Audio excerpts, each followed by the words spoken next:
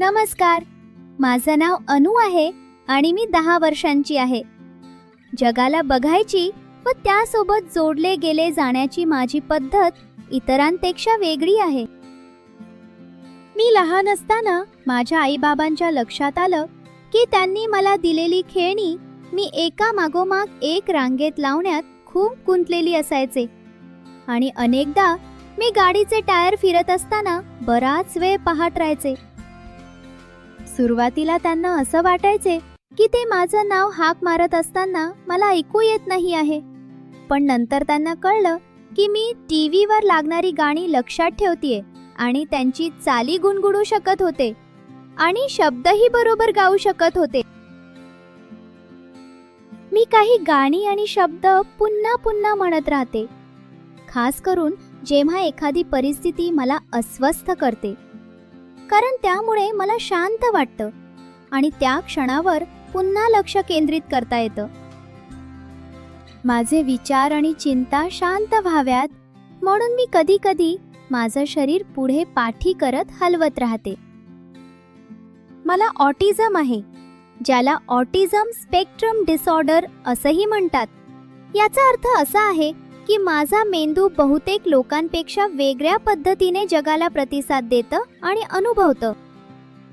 माझ्यासारखे लोक जन्मतःच ऑटिझम घेऊन येतात, जरी आमच्यातील फरक वेगवेगळ्या वयात दिसून येऊ शकतात आणि आमच्या प्रत्येकात वेगवेगळे दिसू शकतात, तरीही आमच्या अडचणींमध्ये काही समान गोष्टी असतात.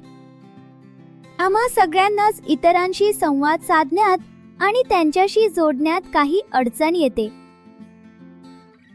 हे वेगवेगळे दिसून येऊ शकते. काही लोक खूप कमी बोलतात, काही लोक थोड्या वेगळ्या पद्धतीने बोलतात आणि काही लोकांना बोलण्यासाठी आणि संवाद साधण्यासाठी खूप कठीण जाऊ शकतं. आमच्यापैकी अनेकांना अजून एक अडचण असते, ती म्हणजे आम्ही जग वेगळ्या पद्धतीने अनुभवतो. कधी आम्ही आवाज आणि प्रकाश यांना खूप जास्त संवेदनशील असतो, तर कधी आमच्या आजूबाजूला काय चालू आहे याची जाणीवच कमी असू शकते. एकदा वाढदिवसाच्या पार्टीत फुगा फुटला. त्या आवाजाने माझे कान दुखले आणि माझं हृदय जोर जोरात धडधडू लागलं. हे मला सहनच झालं नाही आणि मला तिथून निघून जावं लागलं.